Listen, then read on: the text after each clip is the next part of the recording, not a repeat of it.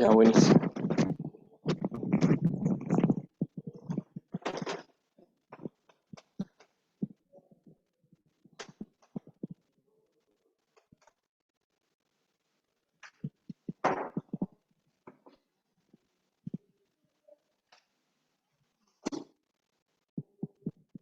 Ya, comencemos. Primero, como siempre, necesito, por favor, los que están en Zoom, me digan si es que se escucha lo que les estoy hablando. Sí, profe, se escucha perfecto. ¿Todo bien? Ya, buenísimo. Buenísimo. Entonces, comencemos.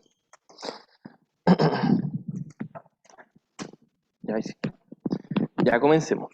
Antes de comenzar, obviamente, la clase de hoy, algo que siempre les pregunto, que es sumamente importante, que lo tienen que tener muy clarito, es qué es lo que hicimos la clase pasada.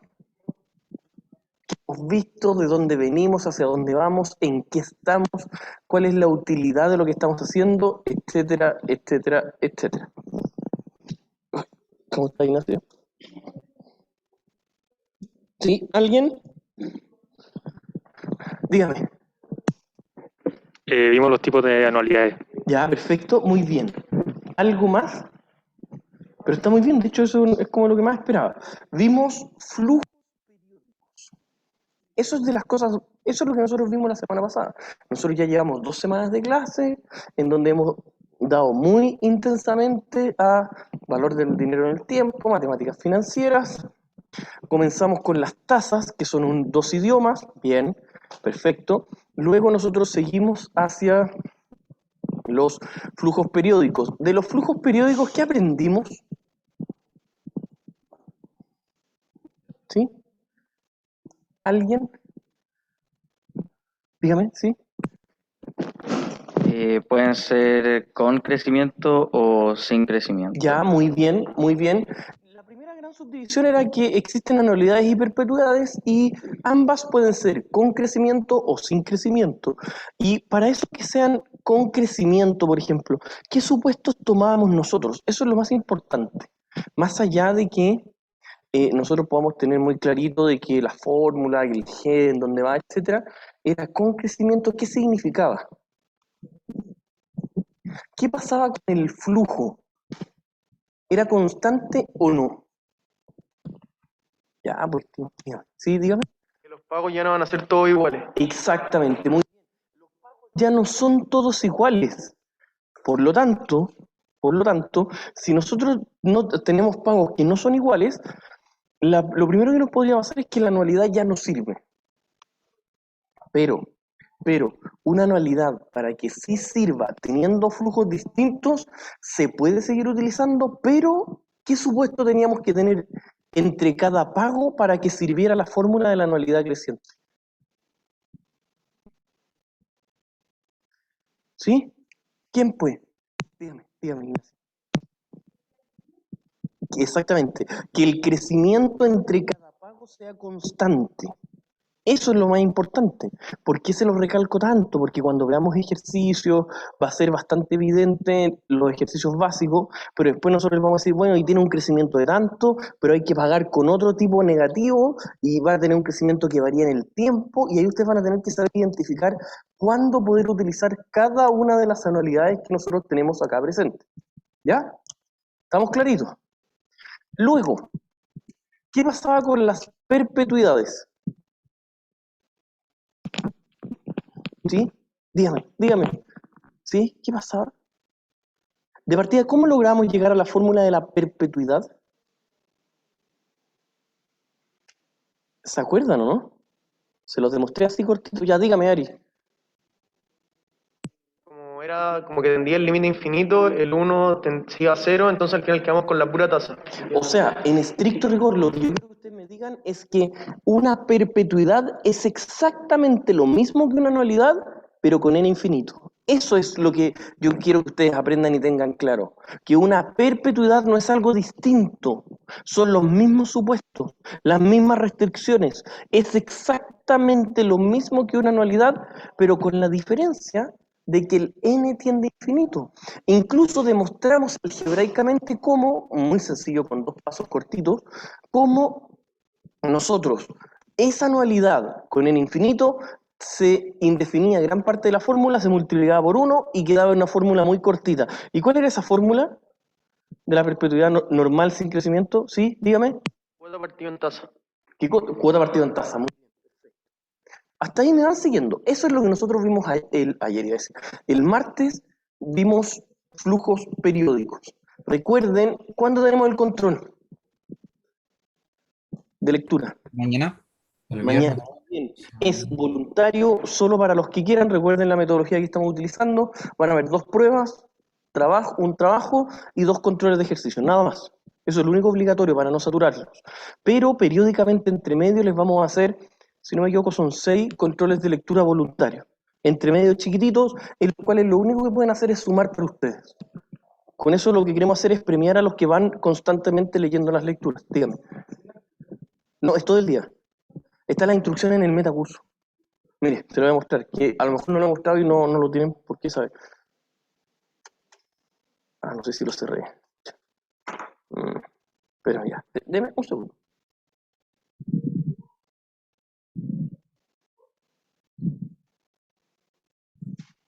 Yo soy de la idea que si alguien me pregunta es porque yo no lo he explicado y pueden haber muchos más con la misma duda.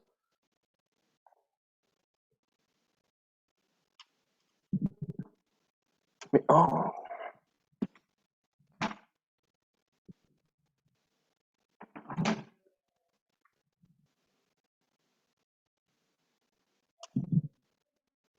¿Profesor consulta? Sí, dígame.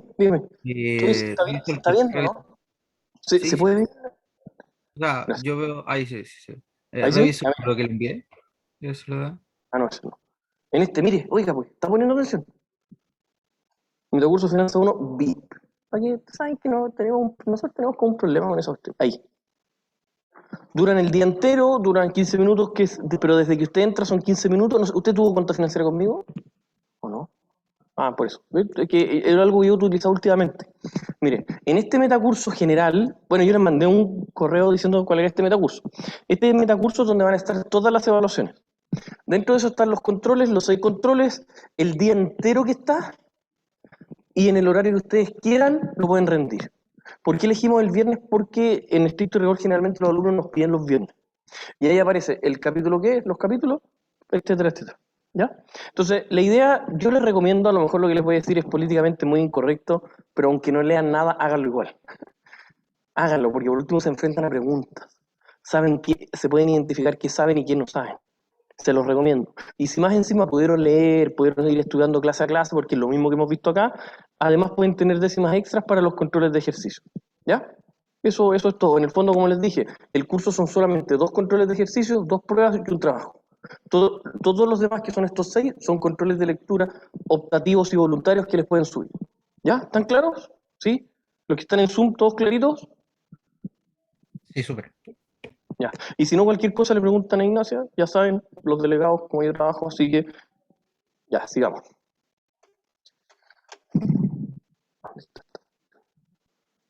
¿Cuál era? ¿Ese? Ahí sí. Entonces, teniendo clarito lo que vimos la clase pasada, yo les voy a empezar a hacer ahora una pregunta de lo que se viene de ahora en adelante. ¿Quién me puede decir de ustedes qué es la inflación? Así, corta, a la vena. ¿Sí? Dígame. Aumento sostenido del nivel general de precios. Exactamente. Un aumento sostenido del nivel en general de los precios. Muy bien la descripción. Eso, ustedes me van a decir, ¿y cómo miércoles se mide? ¿Cómo se mide en Chile eso? Bien. El IPC, muy bien. ¿Y el IPC en la práctica, cómo se calcula? Así se lo digo súper concreto. ¿Alguien sabe o no? Sí, dígame, Ari. Viene y después se ve como el delta de diferencia de precio entre las dos canastas. Bien, muy bien, muy bien. No tienen por qué saber, pero es bueno que lo sepan a nivel general, todas las herramientas en general. Yo trato siempre de que todo lo que estamos viendo no sea tan abstracto, no sea como algo tan lejano en la práctica para ustedes. Es algo súper concreto y eso se puede revisar porque es público. El Ministerio de Desarrollo Social hace un listado de los bienes mínimos que necesita una persona como núcleo familiar. A eso se le llama canasta familiar. Esa canasta familiar se costea de acuerdo al precio promedio de muchísimos lugares. y se costea todos los meses. Lo que varía ese porcentaje es el IPC. Puede ser positivo o eventualmente negativo. Generalmente es positivo.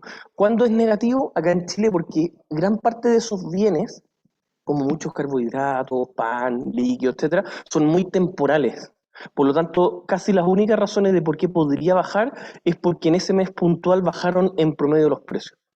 ¿Quedaron claros? Eso es súper transparente cómo se calcula la inflación. Obviamente que existen otros instrumentos más sofisticados que pueden medir la cantidad de servicios que se genera a nivel macroeconómico, etcétera, etcétera. Pero a nivel, en resumen, es eso.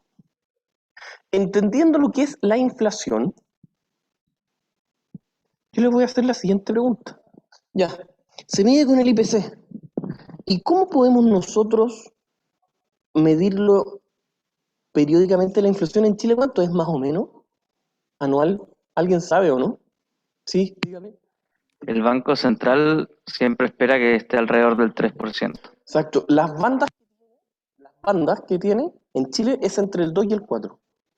Eso es algo que ustedes tienen que saber. Ese es el objetivo del Banco Central, mantener la inflación dentro de las bandas estipuladas.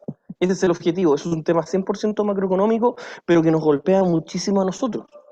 Me imagino que estarán preguntando, ya, ¿y qué tiene que ver esto con la materia que hemos visto hasta ahora? O yo por lo menos trato de aterrizarlo al máximo, de que ustedes tengan certeza de qué tiene que ver lo que estamos viendo ahora con nuestra materia en general.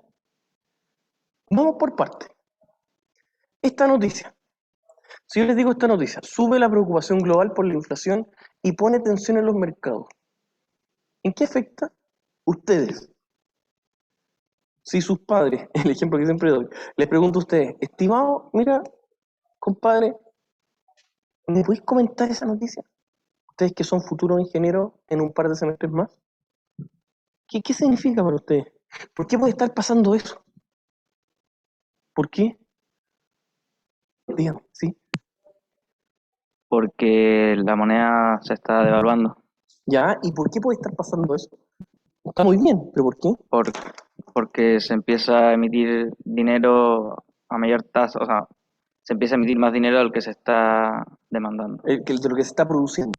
Por lo tanto, cuando existe exceso de circulante, en general hace que la canasta familiar suba.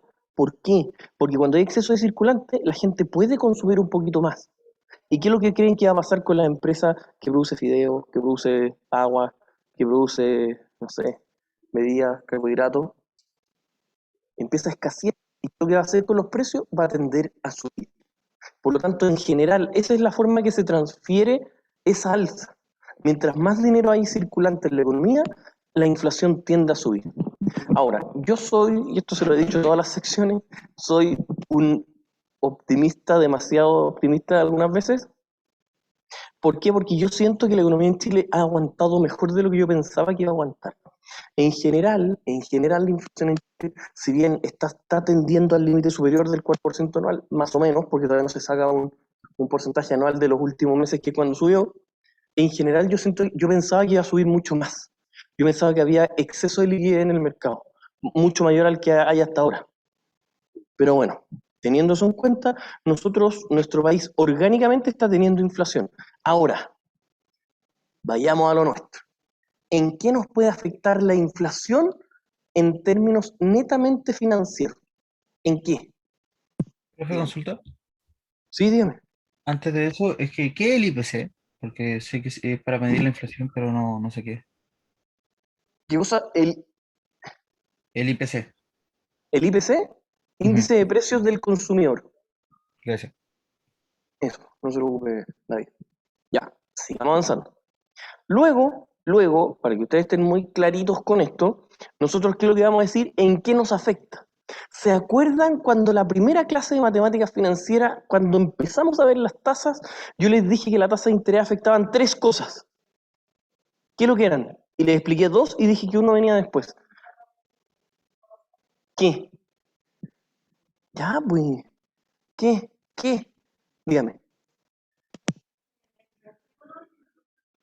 ¿Ya? Y el riesgo. Y el riesgo. Exactamente. Esas tres cosas nos afectan en la tasa de interés que vamos a construir. Y nosotros anteriormente vimos, y les expliqué el costo de oportunidad, porque era, no lo voy a volver a repetir, el riesgo, cómo el riesgo afectaba la tasa de interés, perfecto. Y tercero, les dije la inflación, pero que lo íbamos a ver un poquito más adelante, ahora. Miren lo que va a pasar. ¿Qué va a pasar hasta ahora? Porque nosotros siempre hemos utilizado una tasa de interés y nunca hemos incorporado la inflación en esto. ¿Y qué pasa si tenemos una tasa de interés del 5% anual y la inflación es 3? ¿Será relevante a lo menos entender el fenómeno, no? Es sumamente importante, al menos entender este fenómeno. Yo no digo que podamos intervenir o que cambiemos las tasas por la inflación, pero al menos entender cómo nos afecta la inflación en las tasas de interés a nivel financiero. Para eso, ahí está. ¿Cómo podemos proteger los tipos de cambio, porque esto es literalmente un tipo de cambio en Chile, teniendo en nuestro caso puntual en Chile dos monedas? Miren, no sé si ustedes sabían, pero en Chile manejamos dos monedas, el peso y la UF. La UF es una moneda, lo que pasa es que es tan poco líquida que uno no transa UFs. De hecho, es tan poco líquida que yo no conozco al menos ninguna institución financiera que tenga un producto netamente en UF, una cuenta corriente en UF. Pero en cualquier momento podría pasar. En Chile se transan muchas cosas en UF. ¿Qué cosas se transan en UF generalmente? ¿Sí? Dígame, Ari. Los créditos hipotecarios. Ya, los o la- créditos hipotecarios, muy bien. Y de hecho hizo una separación, porque en las otras dos secciones me decían las propiedades.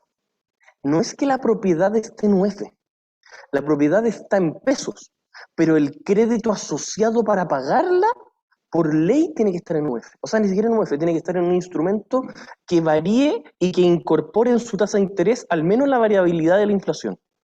¿Por qué? Eso es por ley, no sé si ustedes sabían. ¿Qué es lo que pasa? Que como toda propiedad se va a comprar a mediano o largo plazo, yo creo difícil que alguien lo compre a menos de 10, 15 años por lo menos, porque si no lo compra al contado nomás. Pero todo crédito sobre, si no me equivoco, 5 o 7 años tiene que tener alguna modificación por la tasa de interés.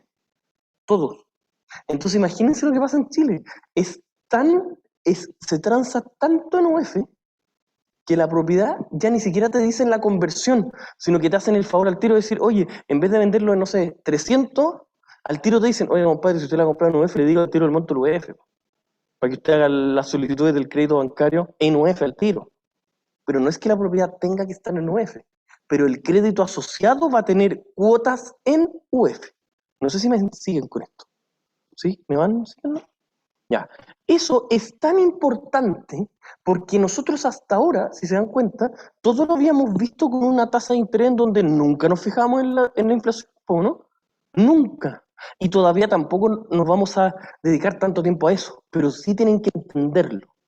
Y hubo un compadre que estudió esto y presentó uno de los teoremas más simples, no sencillos, simples, para poder calcular la tasa de interés nominal y la tasa de interés real, que ahora se les voy a explicar lo que es. Vamos con calma. Acá, UF en relación a peso. ¿Qué pueden decir ustedes de ese gráfico? ¿Sí? Los que están en suma a lo mejor que lo han escuchado un poquito. No sé si alguien tiene dudas, perdón, que de repente no los pesco tanto.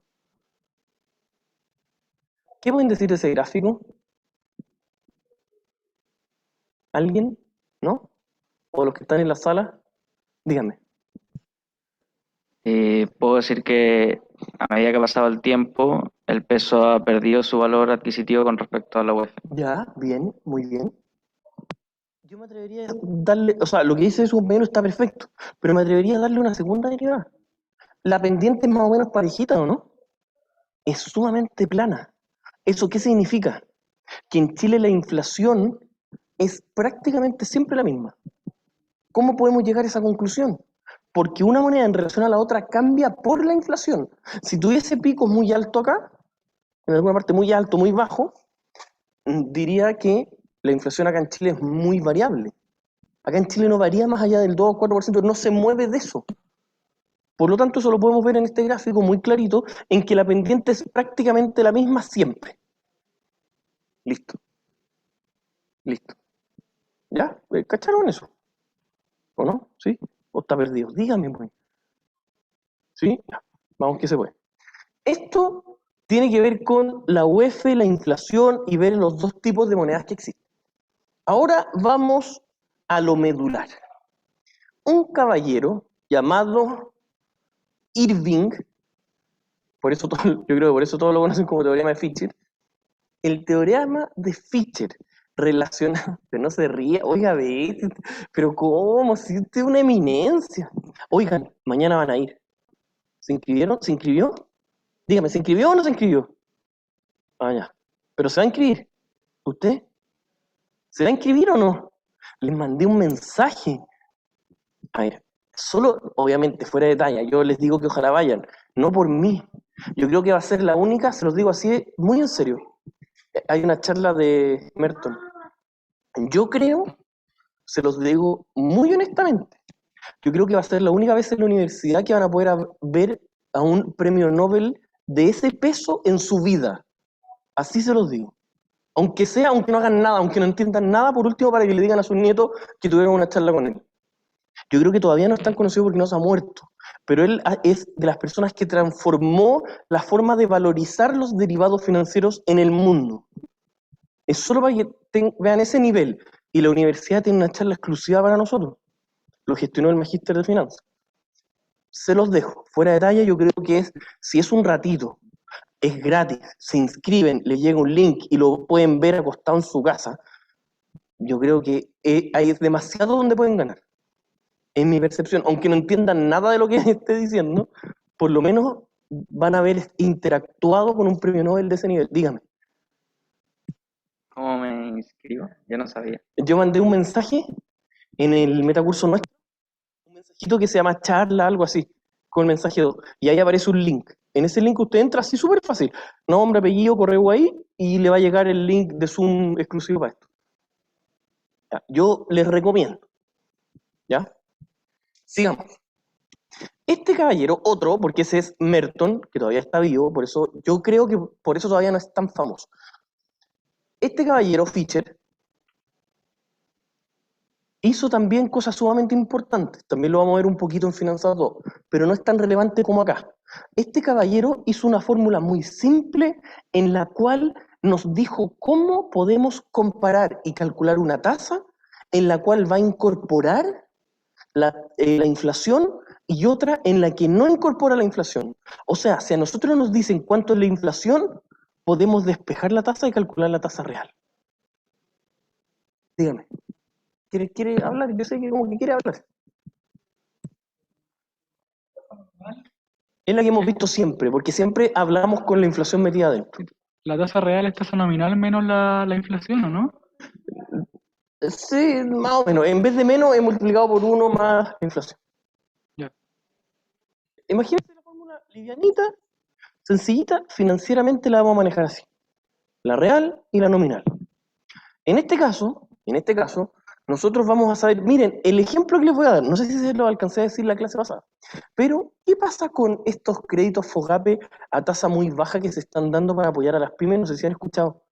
¿Han escuchado que es tasa cero? ¿Han escuchado eso, no?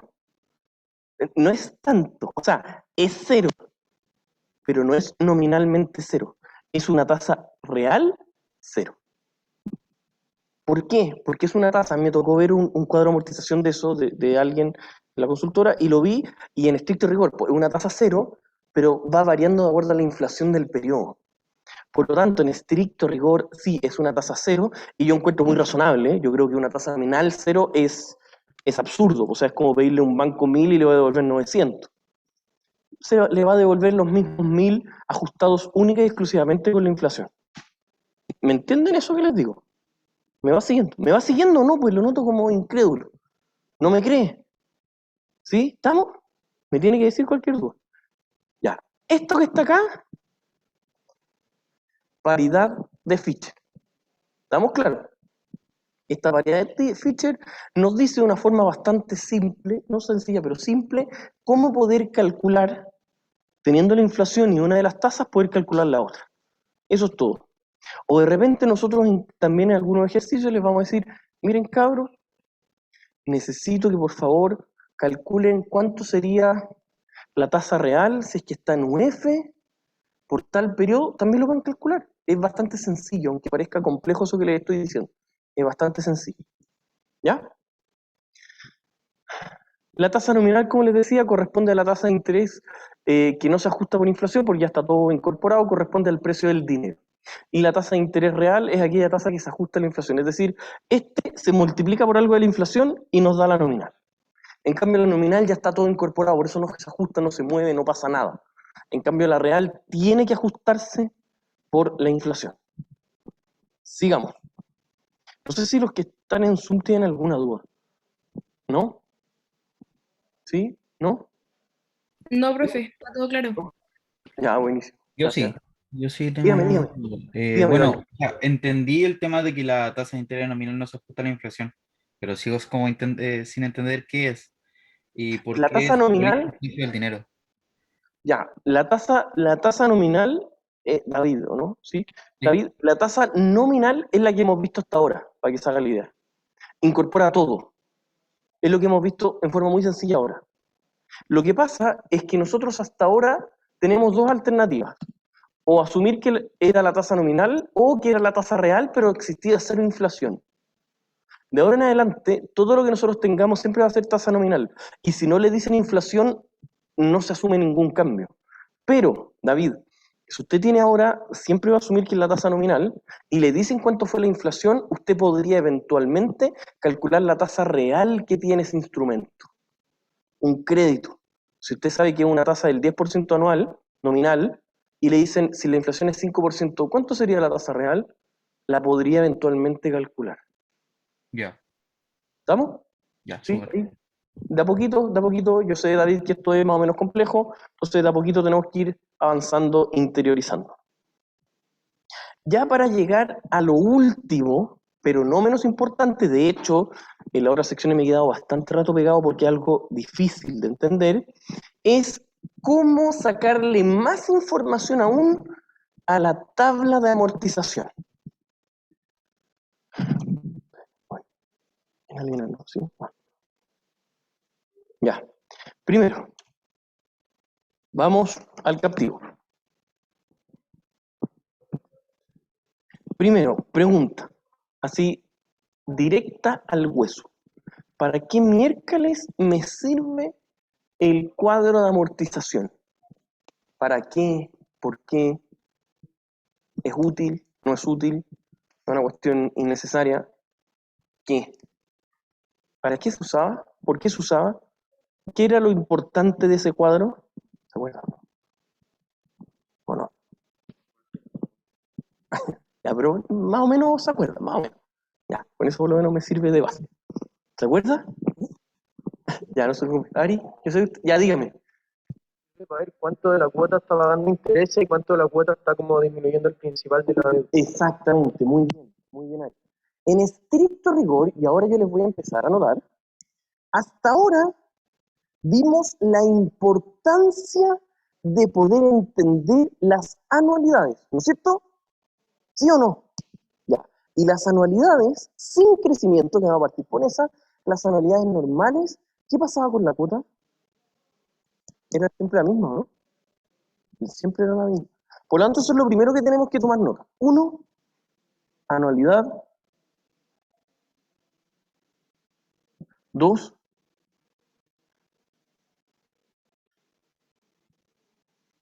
hasta ahí, clarito. Ahora, si la cuota es siempre la misma, ojo con esto, la cuota es siempre la misma. Ustedes se darán cuenta, por ejemplo, si nosotros pedimos un crédito de 1000 y pagamos 11 cuotas de 100. Yo les voy a hacer la siguiente pregunta. ¿La primera cuota es interés? ¿La última? ¿Todas? ¿La primera mitad? ¿Cómo hago ese cálculo? Porque evidentemente que si yo pido 1000 y pago 11 cuotas de 100, voy a estar desembolsando 1100. Pero ahora yo les hago la pregunta. De cada cuota, ¿cuánto es interés? ¿O acaso yo tengo que asumir que la primera es interés? ¿La última es interés? ¿La primera mitad? ¿Todas? ¿La segunda mitad? El interés va cambiando, Ya, pues, pero eso quiero que me diga, pues. Va cambiando. ¿Y cómo va cambiando? ¿Por qué? porque el capital inicial va cambiando también, va disminuyendo. ¿Por qué cosa? El capital va ¿Ya? disminuyendo. Exacto. Eso es lo que quiero explicarle. Y quiero que le demos una segunda vuelta a esta cuestión. Hasta ahora estamos con esto que es bastante simple, podríamos decir. Ahí estoy. En donde nosotros decíamos, mira, cada cuota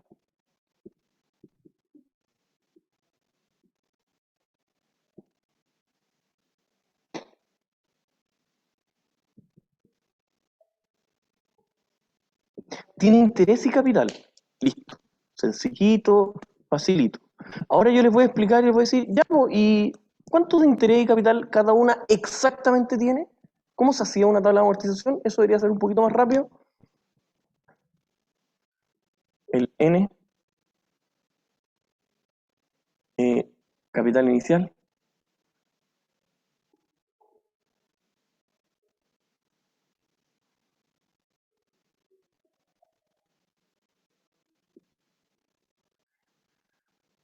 ¿qué viene después? El cupón, Ya, perfecto, la cuota. Después, la amortización y el capital final. perfecto.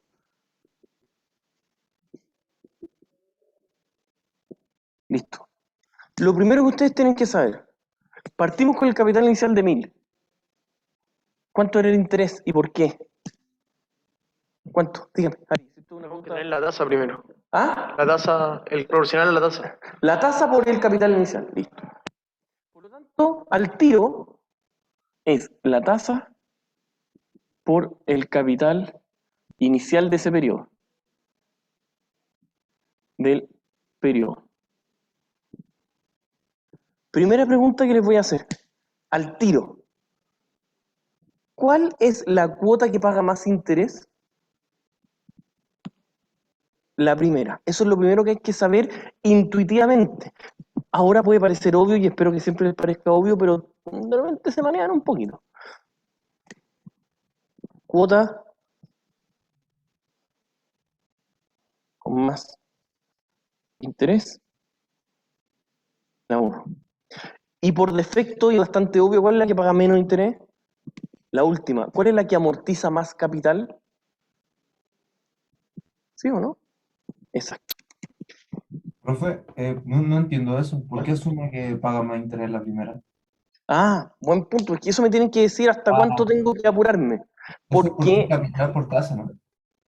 exacto, es porque, Maximiliano, el cálculo del interés de esa cuota puntualmente es la tasa, que es algo fijo siempre, Maximiliano, por el capital insoluto inicial.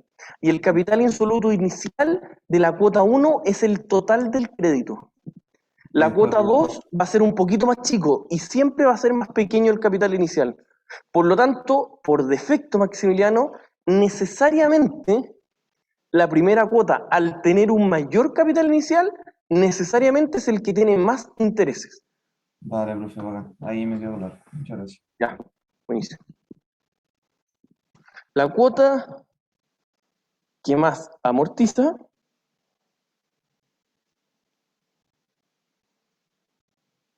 última. No, por periodo. Capital inicial del periodo. Perdón. Vale. Exactamente. Bien. Ningún problema. Con eso, nosotros eventualmente podríamos calcular qué cosa.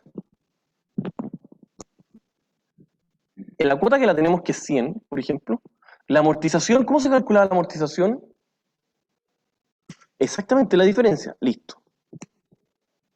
Y el capital final, que es el inicial menos la amortización. Listo. Luego, y acá es donde se empieza a poner un poco más interesante. Si yo tengo 1.500 cuotas y yo les preguntara, ¿cuánto es el interés que devenga la cuota 955? ¿Cómo lo van a hacer? Conceptualmente. Apliquen las fórmulas que hemos visto hasta ahora.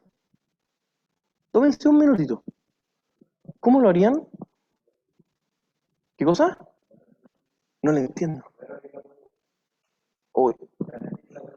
¿La pregunta? Sí, perdón.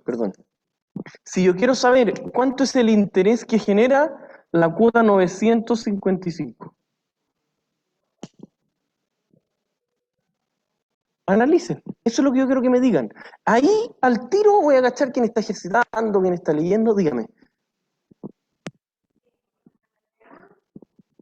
Llevarla, no sé si está bien, en verdad. Dígame. Con la anualidad llevarla a 955 y después hacer las otras que me faltan. ¿De dónde a dónde? De la 1 a la 955. No tiene nada hacia atrás. Miren lo que les voy a decir. Este compadre que está acá de 1.000, ¿qué es lo que es? Esos 1.000, ¿qué son? El valor presente de una anualidad. ¿Sí o no? Los 1.000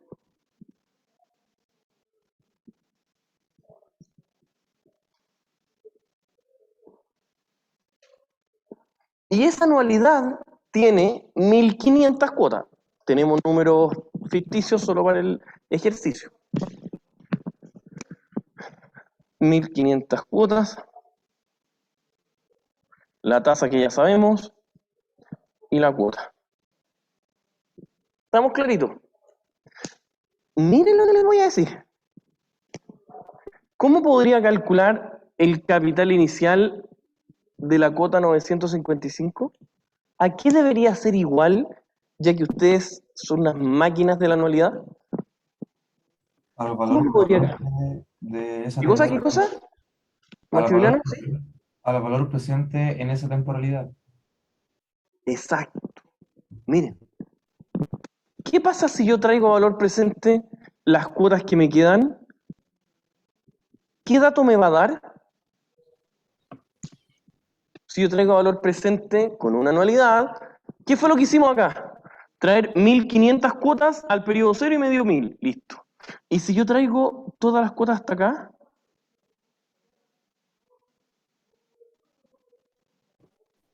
¿Qué me debería dar? ¿Cuánto debo en ese minuto? Entonces, si ahí lo multiplico con la tasa, me da el interés. ¿Cuánto debo hasta ese periodo? ¿Cuánto debo hasta ese periodo? Es el capital insoluto al inicio de esa cuota. ¿Quedó claro? ¿Me siguió? ¿Está anotando? Sí, no se preocupe. El valor presente hasta acá era la cuota 1. En la cuota 955,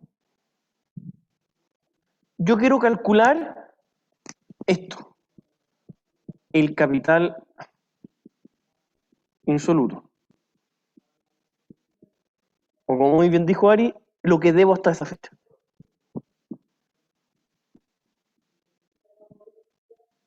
Listo. ¿Estamos claros? Lo que nosotros debemos hasta ese momento es el valor presente de las cuotas que quedan. Es el mismo ejercicio que podíamos hacer con ese 1.000. Ese 1.000, ¿qué es lo que era? El valor presente de todas las cuotas. ¿Sí o no? Eso era la anualidad. Ahora hacemos exactamente lo mismo. Exactamente lo mismo, imagínense, pero con las cuotas que quedan, es decir, con 545. O sea, valor presente, 545 cuotas. Listo. Y el valor presente de esos 545 cuotas con las mismas cuotas, el valor de cuota, la misma tasa de interés, y ese resultado, porque de nuevo les digo,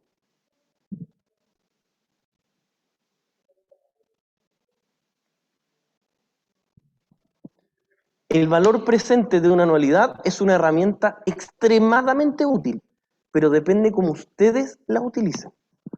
el valor presente de una anualidad de 545 cuotas me va a dar el monto que yo adeudo hasta acá. ¿Y cuál era mi pregunta inicial? ¿Me entienden eso, no? ¿Me entiende? ¿Me va siguiendo o está perdido? ¿Usted? ¿Me va siguiendo? ¿Más o menos? ¿O no? Pero dígame, pues, sí. ¿Segura? Ya. El valor presente de una anualidad de 545, ¿por qué 545? Porque son la cantidad de periodos que me quedan hasta ahí. Ese valor presente me va a dar el capital insoluto a esa fecha, o el saldo inicial del periodo de la cuota 955, perdón. Y luego, ¿cuál era la pregunta que yo les hice? Dígame. ¿Cuánto voy a pagar de interés en esa? ¿Cuánto voy a pagar de interés? Esa fue la pregunta. Y miren lo simple que puede ser, siempre y cuando ustedes manejen, y por eso partí la clase hoy día diciéndoles eso, para nosotros, alguien que maneja todas las consecuencias, los efectos que tengan las anualidades, las perpetuidades, toda la matemática financiera, es alguien que entiende lo que está haciendo. Y por eso nosotros les decimos, este es un ejemplo muy básico, así como esto hay infinitas cosas. No los quiero asustar, no infinitas, pero hay varias. No se pueden mecanizar, porque esto es netamente una parte del ramo cuantitativo, es como cálculo, en que en el fondo siempre pueden haber algo distinto. Profe, una ¿Ya? pregunta. Sí, dígame.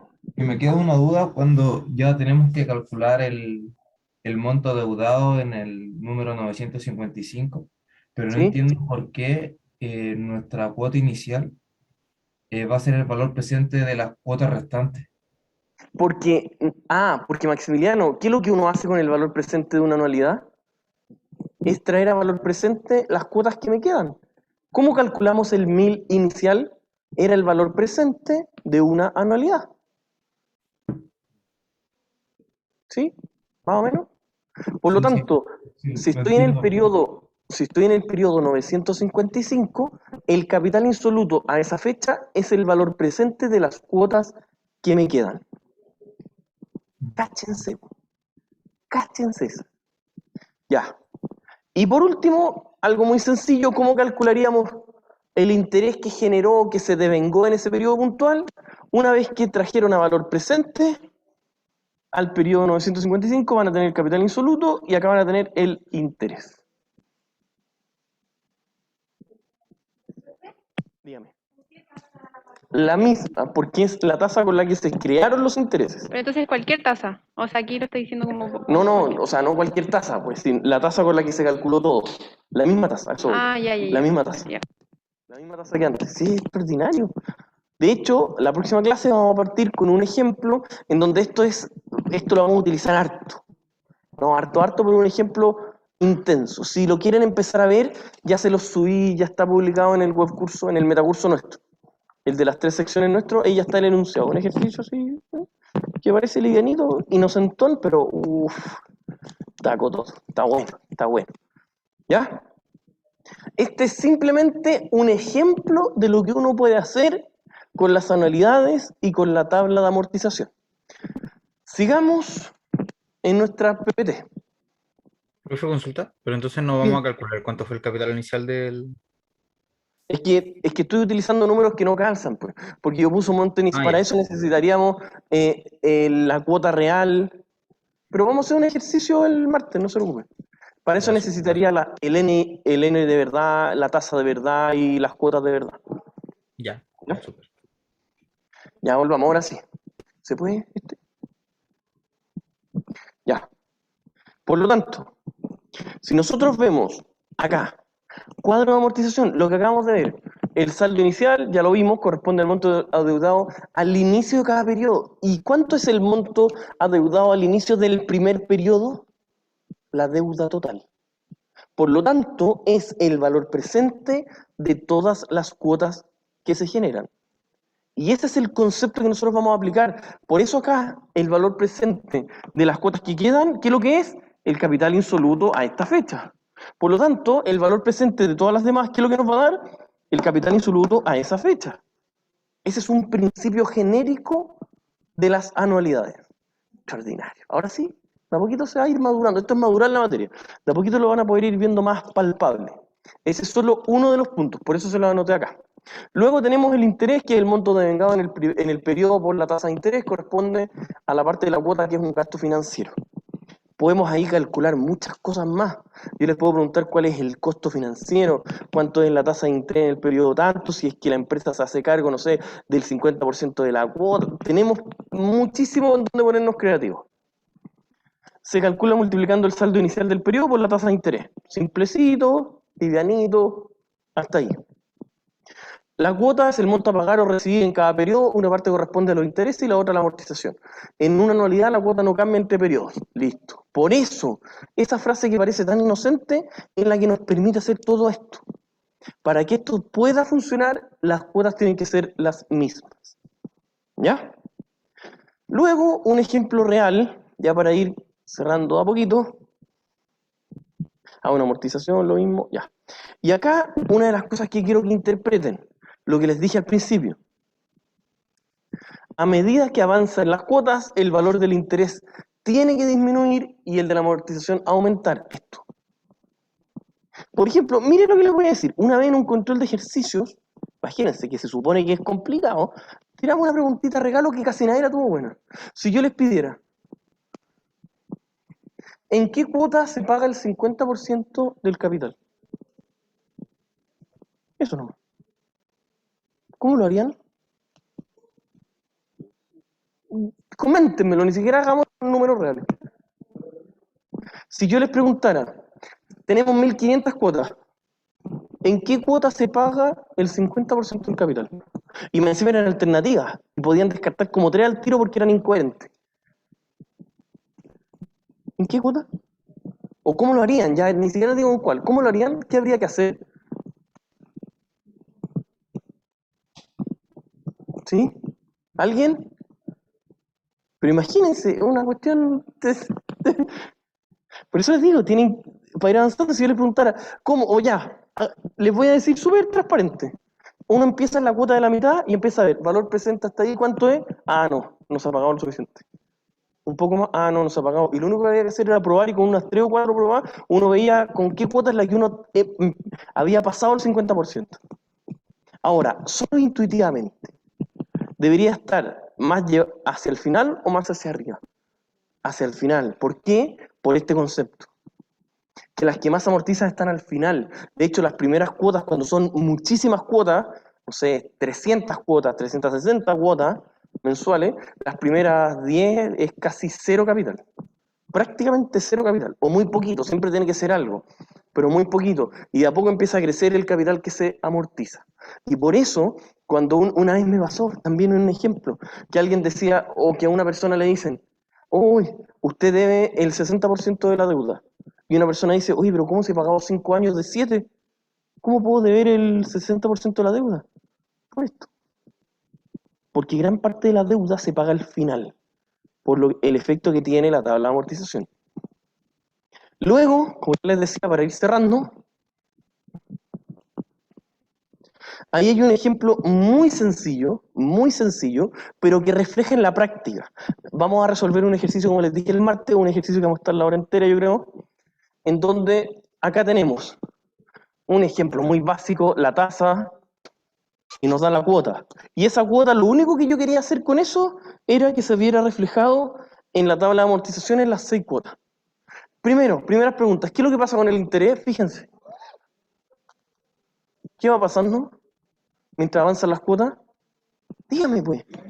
Exacto, ya, pues entonces, ¿por qué no participa? ¿Sabe tan bien la materia? Después pregunto, ¿quién? No, nadie. Y le pregunto, ¿sabe? Sí.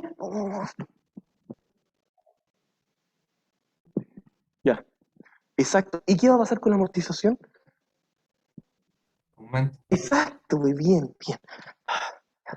Hay esperanza, hay esperanza. ¿Y qué va a pasar con el saldo final de la última cuota? Pero, Ya, bien, ya, pero no se ría, me ve que se burla de la materia.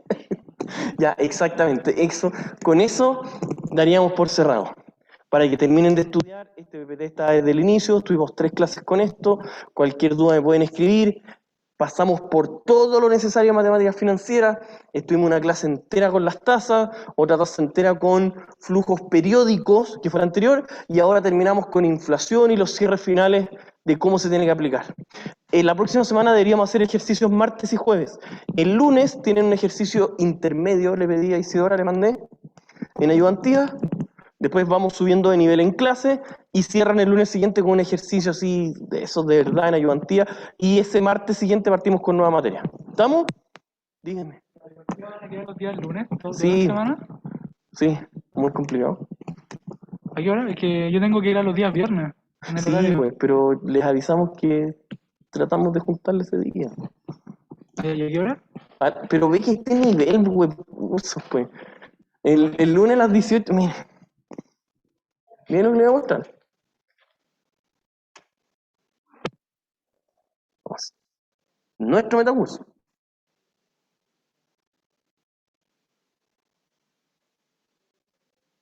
¿Pero a usted no le llegan los mensajes en serio? Ahí. No, sí. Sí. Y aparte ya está el video, está todo. Le pedí ahora que lo subiera al tiro. Subió el video, el enunciado, todo lo que hicieron. Les pasó fórmula. No sé si usted está, o no sé si fue. No fue. No fue. O sí fue. ¿Ah? No, pues, pero si le mandó un aviso, no, le hizo un resumen de todas las fórmulas necesarias, fue una ayudantia bastante completa. Y les enseñó cómo era, y ahí les explicó a los tres delegados cómo bajar los textos, etc. ¿Ya? Eso, estimados, lo dejamos hasta acá.